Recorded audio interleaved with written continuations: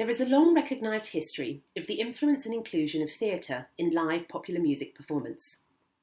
The level of infiltration varies between artists and between subgenres of the composite popular music sphere, but include the deliberate theatrics of metal acts such as Alice Cooper, Kiss and Marilyn Manson, the use of alternative performance identities, varying in degrees of physical complexity and variance from the unmistakably observable personae of David Bowie and Lady Gaga, to the unpretentious physicality of Nina Simone, where part of the drama of her later years was watching the mask slip and the true wounded diva emerge, raging at the audience.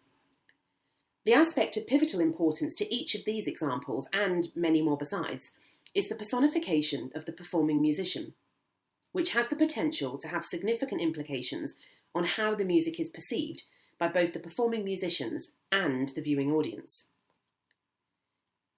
Within traditional musicology, the focus of what is being performed is often directed to the musical work, and this emphasis on text and theory hampers thinking about music as a performance art, because the discipline is inclined to be worshipful of the musical work and disdainful of performance. Nicholas Cook describes that the verb to perform means that you perform something, you give a performance of something. Philip Auslander posits that by considering music performance through the ontological lens of performance studies and not the more conventional musicological norm, what is being performed stretches beyond the confines of the musical work. Auslander suggests that it does not necessarily follow that simply because the verb to perform demands a direct object, that the object of performance must be a text, such as choreography, a dramatic script, or a musical work. In short, the direct object of the verb to perform need not be something. It can also be someone, an identity, rather than a text. Alejandro Madrid explains that performance studies is founded on the idea of performativity, and that the concept, as understood by music and performance scholars, provides an emphasis on understanding what music does or allows people to do, rather than asking what music is through the analysis of the text or performance. This can be demonstrated through the physical presentation of the artist, which includes the artist's persona, competence, approach, and style while performing. And personal identity should be considered to be as much of a performative construct as the musical work, because it is something which can be performed. Auslander is unabashedly performer-centric, applying this position principally to popular musicology, in the same way that Christopher Small and Stan Godlovich did with classical music via their respective musicking and personalism models. By considering identity as a performative construct, it is correct to present that what musicians perform first and foremost is not music, but their own identities as musicians, their musical personae. Auslander's work on persona has been pivotal in describing the performance presentation of musicians in the popular music sphere. Identifying that there are three layers to the physical presentation of a performing popular musician, Auslander terms these the real person, the performance persona, and the character. The first is reference to the actual person, the real personality, and their characteristics. The performance persona is a public performance image that the consuming public associate with that individual. The final category, the character, is considered to be the character depicted through the lyrical narrative of the song. These categories can be formed through the types of event schema which one develops for themselves as a performer. Event schemata are complex cognitive structures that act as a form of script for activities in given situations and with a given goal. These schemata are based on the behaviour we exhibit in specific situations, and which are established from previous experiences of events we perceive to be similar. The concept of Auslander's performance persona can be considered in different ways, but using similar concepts. Firstly, performance persona may be seen principally in terms of the type of musician one is, and a performance style is considered in regard to how you have learnt to play your chosen instrument. For example, the performance persona of Jimi Hendrix is mainly remembered for the distinctive way in which he played the guitar. His mannerisms will have been built on event schema regarding this performance style, and also the kind of goals he may have had in mind about the type of player he wanted to project. This complex interaction between the different types of event schema one learns helps to define oneself as a musician. Similarly, performance persona can be based on personality, which, through activity, shows the kind of character goals one has. This is built on event schema because of the goals regarding the type of character one is inhabiting. Rather than considering musical persona as completely constructed, Auslander suggests considering persona as a presentation of the self. Understanding that the performance persona of a delivering musician does not have to be a completely artificial creation and adaptation is important, especially with regards to pedagogy and the teaching of music performance, as we shall see a bit later. Auslander believes that musicians usually appear as themselves playing music, and if musical persona is considered to be an extension of the self and not necessarily a fully artificial concept in creation, we should take into account Goffman's 1959 sociological adaptation of dramaturgy. Life is a dramatically enacted thing, said Goffman, and at the heart of dramaturgical theory is that human behaviour is observed and analysed through its context rather than by examining its causes. Like all presentations of self, musical persona is situated. It is the performance of a specific social role for a particular audience in a defined context. At the heart of Goffman's theory is that we do not possess a single persona, but rather that we have multiple personae that we adopt in various different situations and circumstances. Therefore, one of the main ways in which one may determine context is not just based on their surroundings, but also on the way that other people are behaving in those particular surroundings, both of which will determine one's own behaviour. From a musical perspective, working within different types of ensemble will result in different behaviour depending on the personalities and behaviour of the other members and on the genre of the music being performed. Auslander also notes, in line with suggestions posed by Franco Fabri, that each genre carries with it expectations as to what musicians and audiences will look like and how they will behave and interact. For musicians to understand how to construct a performance persona, an insight needs to be obtained regarding the specific event schemata which one might choose to develop for themselves as a performer.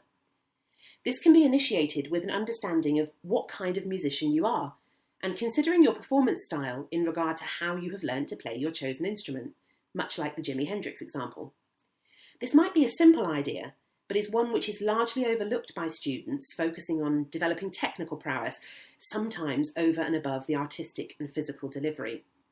In understanding the schemata needed for a performance style, it is imperative that a performer understands what kind of performance they want to present and the role that they want their audience to have in this delivery. My PhD research was centred on the role of gesture and non-verbal communication in popular music performance and how these skills could be applied to and taught in HE curriculum and pedagogy. The teaching of expressive performance and communication skills seems to face similar obstacles which can be found in the teaching and delivery of other subjective, qualitative areas of music performance, including perhaps improvising and arranging, all of which belong under the overarching idea of creativity and require the generation of independent and innovative ideas which represent originality, flair, and imagination. Educators need to have a solution for teaching in areas such as expressivity, which is so often regarded as having what Anthony Gritton calls a black box approach, which denotes that you can either do it or you cannot. Pedagogically, this type of black box approach does not make for good practice. A 21st century learning environment for popular music performance means that areas such as learning about and delivering performance are not only educational imperatives, but commercial ones too. It is the responsibility of educators to ensure that students are as equipped as they can be as they make their way into the working world upon graduation. The area of persona sits at the helm of a newly designed framework through which I identified types of gesture and non-verbal communication which can be presented by a performer and provides a consolidated outline of the link between persona, gesture, and interaction, and the different elements which trigger given physical responses from the performer. It is also vital that students are able to engage critically and to foster a level of engagement with the respective theoretical underpinnings. The gestural framework can be used to get students to engage with developing an understanding of their own performance practice. Learning through doing is at the heart of experiential learning. But the suitability for a university-based higher music education is the connection and engagement with critical theory. This differs from traditional conservatoire education, with the focus pinned on people coming together to make or do something. Improving performance practice was a key objective of my research, but it is vital that this is achieved through the use of critical discourse and dialogue. Understanding how and why they are performing will ensure that students are thoroughly prepared for a working life in the professional world, and is a feature that stands university education perhaps ahead of their conservatoire competitors. This is something that we feel very strongly about at UWL, and all final year popular music performance students have a module which is focused on the practice of their performance, so they understand why they are doing what they do, providing them with the requisite theoretical underpinning for them to be able to make their own creative choices, which are substantiated through understanding, not solely on intuition. Understanding why they do what they do, and using theory to inform their practical decisions has proved vital to their understanding of their art form. Formal, informal, and non-formal learning environments each have different contributions which can be made to creating a learning environment which encourages and advocates the exploration of one's own craft and artistry. Integrating the attributes from informal learning, which are pivotal to a popular musician's educational trajectory, into a formal learning environment is what Gareth Dillon Smith terms as hybridised learning. Perhaps the main area of concern is not regarding the subject itself, but how the subject is taught, and that educators may need to rethink the way they teach because of the way that students learn. In a 21st century learning environment, it is important to remember that learning cannot be conceived simply as transmitting or receiving factual knowledge. Rather, it must be viewed as a process that involves becoming a different person with respect to possibilities for interacting with other people and the environment. As a learning theory, constructivism has taken on a progressively more significant role in the area of music education over the last 20 years. Joseph Shively cites Peter Webster's pivotal review of music education and constructivism when he explains that there is no one singular concept regarding constructivist teaching and learning, but there are a number of principles which resonate through the plethora of scholarly material written on the subject. Central to these ideas is the active role of the learner in his or her learning experiences. Therefore, in contrast to behaviourist principles, where the teacher is the sole communicator of new knowledge, the student is actively encouraged to contribute to the formation and delivery of new information in the classroom. This contribution can be made in a variety of ways, and this may be via the use and integration of tacit knowledge into the learning environment. Tacit knowledge can play an important role in teaching and learning.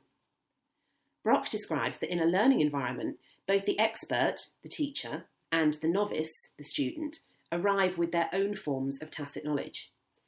The tacit knowledge of an expert means that they know more than they can say in words, and helps the expert to answer questions intuitively and quickly. Brock believes that students should be made aware of the importance and existence of tacit knowledge and tacit processing, stating that we need to tell students that often the first thought they have is not necessarily the best thought, that they should engage rational thinking after that. They should be aware that they have explicit and implicit ideas about a problem, and learn to understand the interplay between those. Crucially, he goes on to say that if you think that learning the facts is going to make you really good at something, you're going to be disappointed and frustrated. By helping students to realise that they have both implicit and explicit choices available to them, they can be guided to choose between them as appropriate. With constructivist theories as a whole, the nature of the learning environment is one of experimentation and dialogue, where knowledge is seen within the context of problems to be discussed and solved. New meaning is constructed from knowledge which has already been acquired, and which has been gained from the previous experiences of the individual learners. In an area as subjective as persona and its related expressivity, each student will deliver different expressions, based on their personalities and their own personal experiences. This sharing of experience and the creation of a dialogue and a safe learning environment between student and teacher is vital, a view shared by Condon, who states that teaching expressivity requires the teacher to create and foster an environment conducive to risk-taking and creative exploration. When the philosophical concepts of constructivism are applied to social settings, the paradigm becomes social constructivism, where the epistemological beliefs are that learning is undertaken and knowledge is obtained through collaboration with others. The collaboration could take place in a variety of setups, including teacher to student, student to student, or teacher to teacher. But social interaction is a primary method by which new meaning is created, and thus alters the role of the teacher to that of a facilitator, which, by default, adds to a view of the music learner as a collaborator in the learning process. This does not mean that the role of the teacher is redundant in social constructivism learning, but instead it redirects teacher activity towards the provision of a safe environment in which student knowledge construction and social mediation are paramount, says Adams. It is important that teachers are aware that rather than stepping away from the students, they should be working alongside them, providing carefully planned lessons, developing an understanding about when to enter and leave the learning process, and providing an academic framework for students to work with and to which they can contribute. Shively acknowledges that there is no formula for this, unfortunately, though accepting this ambiguity reflects a teaching stance in which the possibilities for learning and teaching are varied. One of the great challenges with constructivist teaching is that there needs to be a delicate balance between the teacher as an authority figure and the teacher as facilitator. And there are certain to be times when teacher-directed expertise and knowledge is required. The constructivist teacher should appropriately gauge when this might be. If we alter the role of the teacher to become a facilitator and put an emphasis on learning through social interaction, they can interact with the content of the class and with each other in a way that they find the most meaningful. Isbell writes that this approach necessitates more flexibility on the part of the teacher and a willingness to let student attention and performance dictate the direction and outcomes of the lesson. Although a detailed pedagogic explanation has to remain out of the limited confines of this paper, here is a summary of the changes we have made in order to continue to develop the artistic delivery of our popular music performance students. Changing the learning environment. Using a hybridised learning context, which constitutes an amalgam of concepts from formal, non-formal and informal learning frameworks, all of which are necessary in order to meet the foci of the curriculum and real-world requirements. This, alongside the use of a social constructivist paradigm, ensures that knowledge is obtained in collaboration with others in a real-world learning environment. Meaning is then formed from this obtained knowledge. The class structure should be group-based in order to meet the emphasis on learning in collaboration with others, and the role of the teacher changes to that of a facilitator. Students are actively involved in the learning process, with their experiences forming valuable contributions to the classroom. The teacher as facilitator is responsible for creating a safe, comfortable learning environment where the students feel able to take risks and achieve success through creative and expressive individuality. Using a variety of suitable teaching techniques, this might include, for example, case study observation of selected musicians. Taking inspiration from established musicians increases musical awareness, but the educator should be conscious of making sure that the balance between imitation and inspiration is managed. Learning by doing. Students learn about expressivity in ensembles by being part of musical ensembles. Any problems which occur in this learning environment are identical to the ones which will occur in a real-life working environment. Peer feedback is vital. This is undertaken in conjunction with the teacher facilitator and allows the students to have ample opportunities to interact with fellow students and their teacher. It allows for greater student involvement in the learning process and gives the students the opportunity to learn from each other, as well as from the designated teacher. Self-assessment. Students should appraise their performances before and after watching themselves via a video recall process. This allows the students to reflect on their own performances and engage with critical thinking and analysis by comparing their perceptions of the performance with the reality of the given performance. Assessments should be both formative and summative, amalgamating a given musical performance in an authentic gig environment, reflection, personal analysis, and peer feedback. The student should have a clear awareness of the real-life learning goals and be aware of how they are progressing towards those goals. Integrating the teaching of expressivity into a curriculum at higher education involves a radical rethink on behalf of both educators and students. Shifting the emphasis of learning away from being the sole responsibility of the educator and moving to a collaborative relationship between students and teacher involves a level of trust and support between these two parties.